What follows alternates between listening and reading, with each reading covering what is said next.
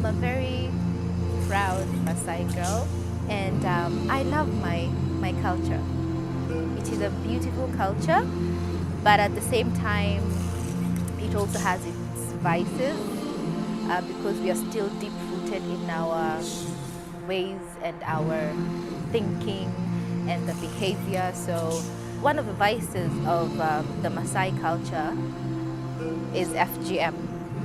Female genital mutilation is, I can give it a name and say it's female circumcision when we compare it to the opposite sex. But it encompasses a lot more than that because there are different types of it, and they will practice mainly in the African setting, but you still get it in the Asia parts that they still do it. Well, the most common one that we see in the African setting is where there is the closure, which we call it type 3. There is closure of the opening, or rather the perineal area where it was circumcised. Then there is closure of your genital parts with a small orifice, or rather a small hole that is left. In most cases, that is for urination purposes or menstrual, when you go through your menstrual cycle.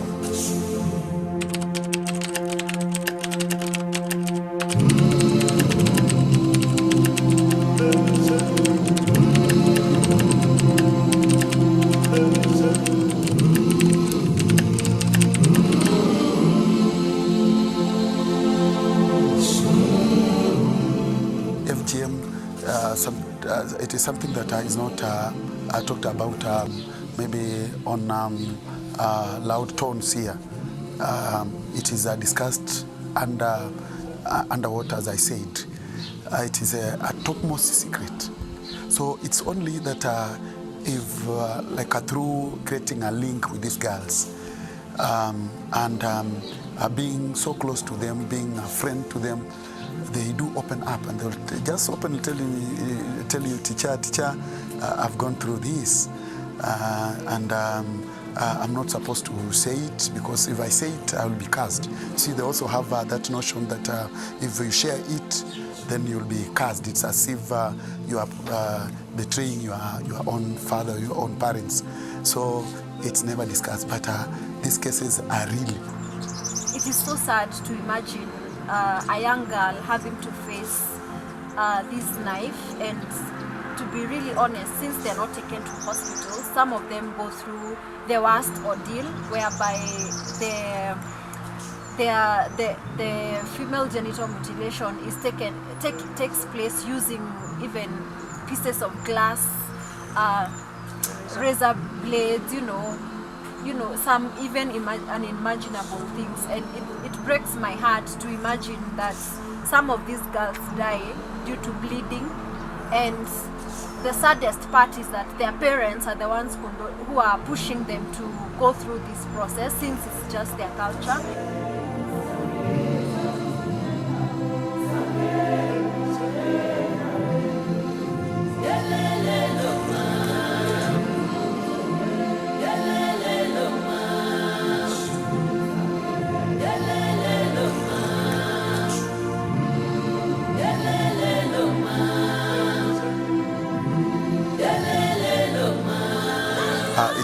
These cases are sort of there's a camouflage that is done. A certain occasion can be, it can be announced that we are having this occasion, maybe a birthday occasion or a merry-go-round, and you see you can think it's the merry-go-round that's going on, but under the merry-go-round, FGM is being done. So it is very rampant. It is real. And it's quite unfortunate because sometimes you realize that the local leadership do collude with the parents to do it. Once somebody is given, maybe a chief or something of the sort, is given an animal or several animals, then he protects the whole process. Huko Masaini kuna chief, lakini hakuna huko askari, ni chief tu. Sasa huko kwetu mtu akiwa na shida unaenda kwa chief. Naye chief ni Maasai, hata yeye anafanyanga hivyo. Sasa ukienda huko unamuonga, unaenda kumtairisha msichana wako, Sasa unampea kitu kadogo juu hata yeye ni Masai anafanyianga hivyo wasichana wake.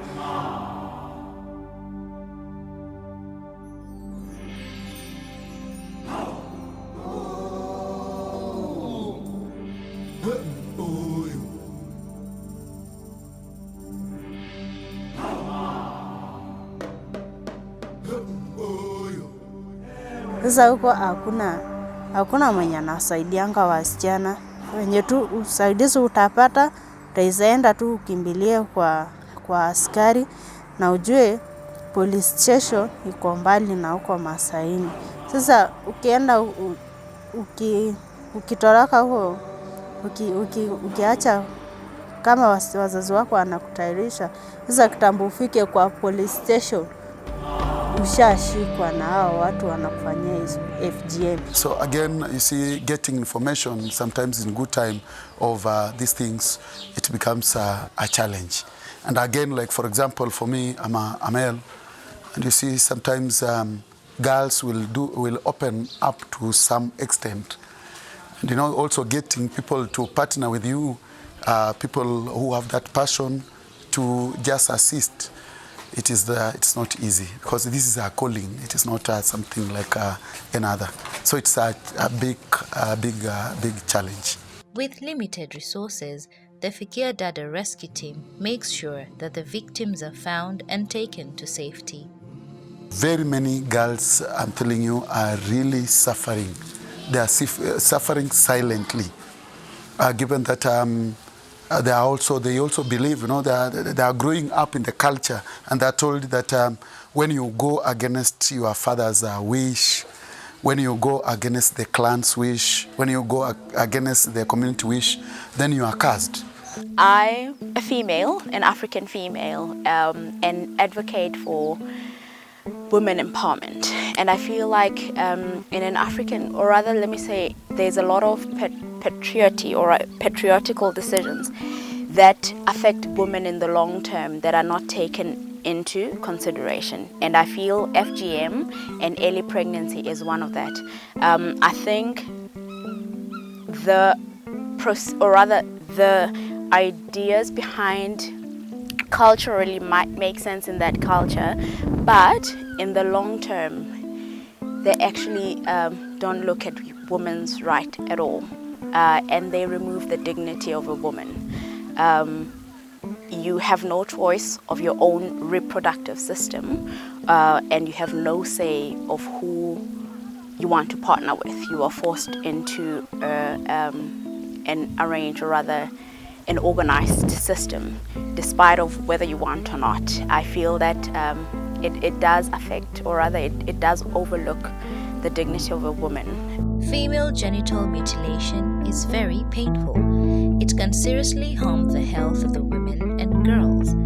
It can cause long-term problems with sex, childbirth, and mental health. Wenye wanafanya FGM, mnafanya kitu mbaya. Mnatunyanyasa sisi tukawa wasichana.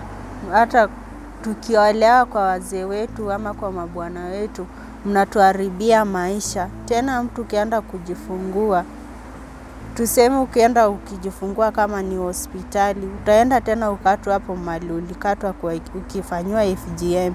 Sasa nawaambia tu wenye wanafanya FGM, mnatuharibia maisha. Na tena nyinyi ni kama wauaji, mnatuua juu. Ni kama tu mtu ukienda huko kujifungua utaweza katwa na upate kanza. Sasa unaona ni mzazi wako ndiye amekuua hapo. Sasa nawaambia tu FGM si kitu mzuri. Na wenye anafanywa FGM msikubali wasichana wenzangu. Nawaambia tu wasikubali, FGM si kitu mzuri. FGM causes serious health problems to the victims. This includes pain and difficulty during intercourse, repeated infections that cause infertility, bleeding and cysts, depression and trauma, problems during labor and childbirth, just to name a few.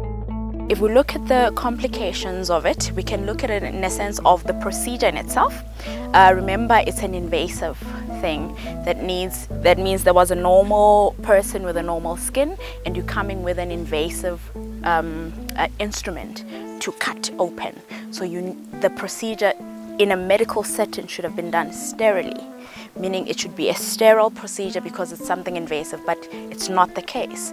In most cases, the instruments or other that are used are not sterile. That gives you a risk of sepsis already. Then the post-procedural observations, the wound care that comes afterwards. This is not a medical or rather a legal medical thing that is done. So it's not done in a clean medical setting. So you still get the risk of infection because taking care of the wound in itself is very questionable if it's done in the proper and aseptic way.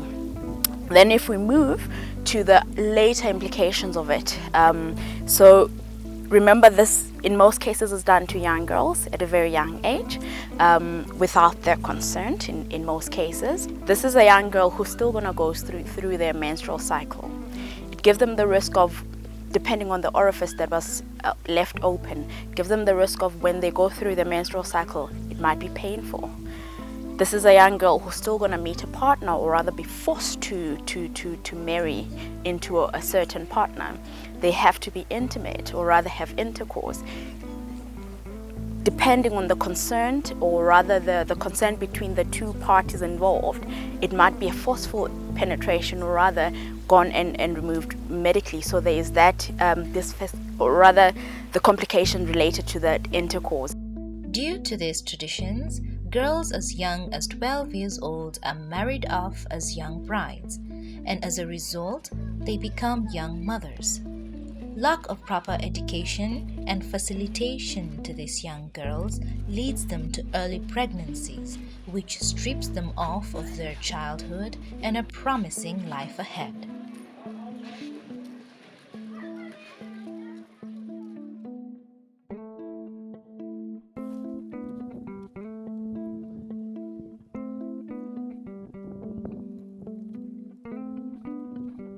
There are circumstances that surround the early pregnancy per se, and those usually are traumatic experiences, and that plays part on the psychology part. But on the medical side, remember, a young child or rather a teenager, psychologically they're not ready. Body-wise, their uterus size or rather their reproductive system was not ready to carry a child, and therefore the complication might be pre-labor or rather during the pregnancy. They're more prone to getting complications of pregnancy, such as pregnancy-induced hypertension.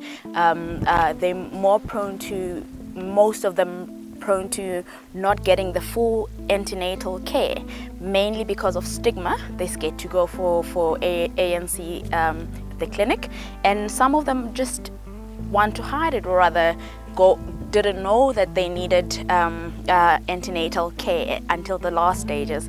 Then you face complications during the delivery.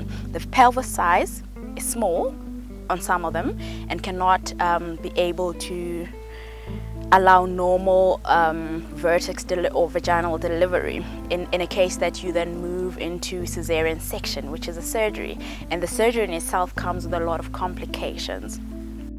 Early marriage is defined as a union between two people in which one or both parties are younger than 18 years of age. Such a union, under the Universal Declaration of Human Rights, is not acknowledged as being free and full. Young girls in these communities are often committed to an arranged marriage without their consent. Just to add on some of the issues we tackle at Fikia Dada Rescue Center, Maggie has mentioned on FGM, I would like to talk on the early marriages or teen pregnancies, because it's one of the cases that we deal with at the center. And like I always say, let us not judge when a teen girl falls pregnant, but let us look what led into this girl falling pregnant. There are so many cases that comes along or issues. It could be poverty. Maybe this little girl was just lured into mandazi, into a soda, into chips, and she fell for it because she was so naive, she was so innocent. So I know our society judges our community like it was her mistake, she got herself pregnant, but what really led her into falling pregnant at an early age? So we believe that we are not supposed to be judgmental into these young girls. They could be 13 years, 12 years, but the blame will be on us, the society. One of the things we lack in our society is on sex education. We never teach our girls on sex education, and that is where we fail as a community, as parents. This is not like a mom or a female initiative. It has to be a whole society conclusively to play a role on educating our girls on sex education. It has to start from home. And I believe we failed as moms, as sisters, and that is, I think, is the major lead as to why we are facing these early marriages or teen pregnancies. Lack of sex education, and of course, the one that would second I would mention, it is poverty. So if us as a society, we can take the role to focus more and educate and empower young girls and talk it freely. Sex is not a secret, it has to be talked openly so that the girls understand. We talk to girls on the pros and cons. I think the mistake we make, we say sex is bad, but do we explain it to our girls why sex is bad? We believe that God created sex, so let us all, as women, female figures, male into the society, let us feel free to talk about sex education to our girls, and also even to the boys in general, so that everyone is empowered or is knowledgeable on sex education.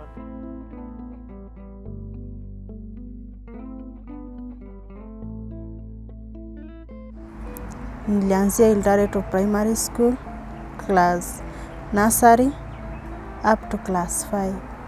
Nikaenda tena Isajiloni Primary boarding, nikasoma hadi class 7. Sa hapo shida ikaingia hapo sasa. Babangu akanitoa huko shuleni, kaanza kunipea bwana. Nikamtoroka. Sasa venye nimemtoroka, kaenda akanitafuta kunichapa.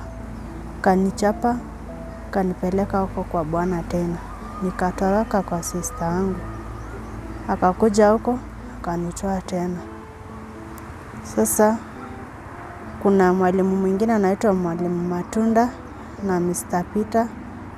Akaenda huko na mama yangu mali nilipeanwa. Akakuja huko, akanitoa na polisi. Nikachukuliwa na gari ya polisi hadi police station. Huyo mtu akashikwa na hiyo familia yao. Mimi nikatolewa huko, nikakuja Kajiado tena. One of the girls' stories, it's hard to hear. She's only 12 years old and she's from the Maasai community.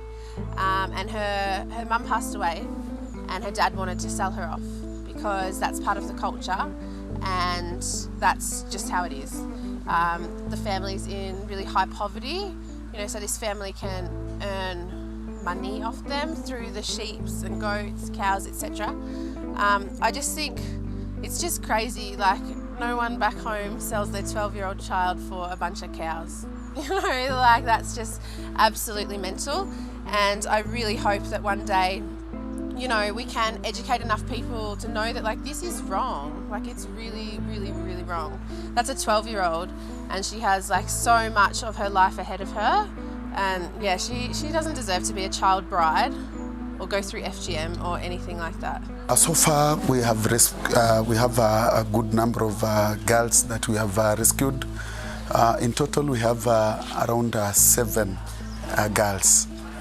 And given that the rescue centers are very few around this place, and those ones that are there, sometimes they do have so many challenges.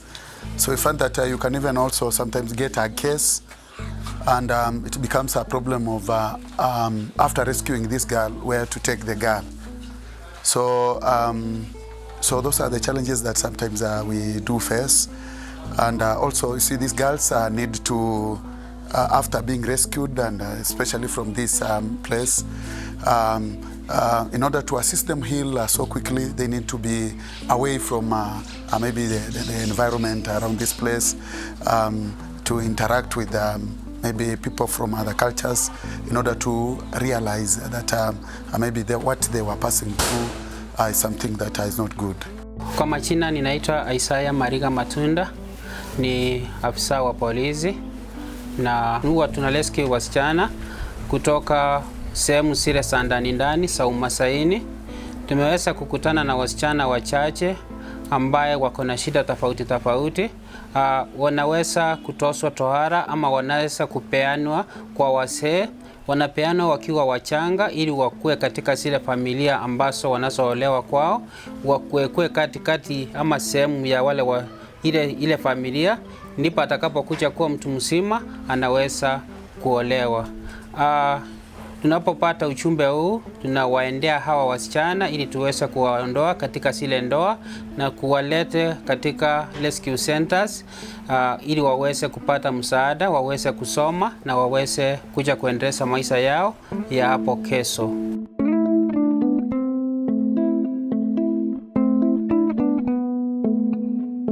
Kate and Hawa are two young Maasai girls that lost their mother.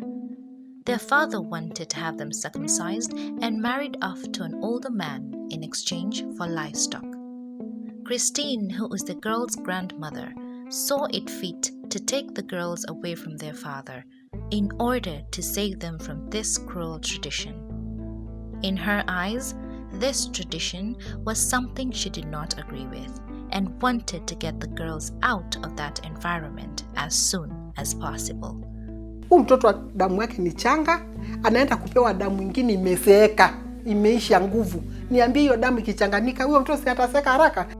She sought out help from a friend, then sought out help from the chief, and finally had the girls taken in by the Fikia Dada Rescue Center. Natangaza tu kusema watoto wawache kutahirishwa. Natangaza pia kwamba watoto waache kupeanwa. Wacha mtoto ajitafutie mchumba, ajioe, aolewe yeye mwenyewe. Wacha mtoto atafute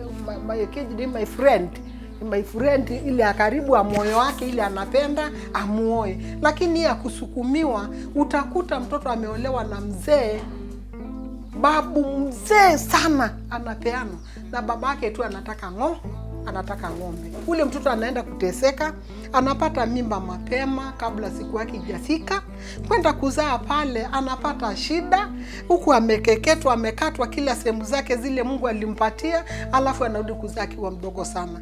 Sasa hiyo inakuaga ni shida sana. Ndio nilisema watoto wa dadangu, na nikapiga magoti ngambia Mungu, usiniaibishe, wacha tu watoto ni watoi huku, na Mungu tafute njia waende. Kupeana mtoto akiwa mdogo ni mbaya, ni hatia, hata Mungu hapendi. Heri angejitafutia bwana. Si ndio mama? Bwana, sasa utapewa mzee, utakubali kupewa mzee wa miaka 50 au sio 50 hata zaidi? Maasai wanapopeana watoto wao na wanapowakubali ama wanapowachukua kama wake zao, sasa tumekuja kugundua ya kwamba wanawakuamilia ama wanawataka cha lazima. Kwa hivyo ni sawa na kwenda kuchukua mbuzi mikononi mwa simba. Na tunapoenda katika hiyo hali, wakati mwingine tukiona ni kugumu sana, inaweza bidi ya kwamba hata nami niweze kuchukua silaha ambayo ni bunduki, na tunapoungana na pamoja na askari wengine tunapoelekea katika mahali pale, naweza ongeza reinforcement. The Fikia Dada Rescue Center has given a home and purpose to these young girls. With all the skills and education they receive, it provides them with hope for a better tomorrow. Now these young girls are as happy as they can be, and their grandmother could not be more thankful or more hopeful for their future.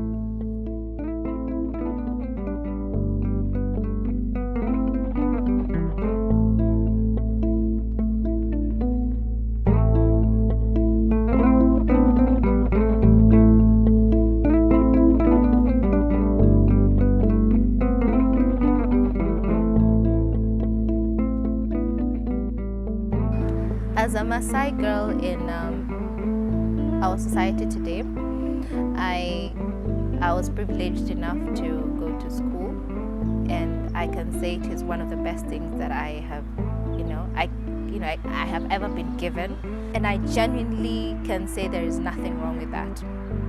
There's nothing wrong with taking care of the girl child, educating the girl child, and making the girl child understand that we are as powerful as we can be, we are as powerful as we want to be, we can be who we want to be in the society. Education for our young girls, it's so important. They don't have to be mums at 13, 14 years old. Like they can be whatever they want to be, and if they had the opportunity to go to a school, where they can be educated, they will shine, like there's so much out there for them. Something that I really feel that needs to be done is enlightening the community. Enlightening the community. And this one can be done using various agents, like an NGO, like the one that we are running, the Rekindled Dream community-based organization, Fikia Dada, and other organizations need to be empowered and need to be given the necessary support from the government in order to carry out these enlightenment exercises, educating these people, and starting as many rescue centers as possible, because we find that these cases are overwhelming. There are so many. But you see, you realize that the rescue centers are just few. And you see, these few cannot accommodate the numerous numbers that we are having. So we also need to open up our centers to at least to accommodate such girls.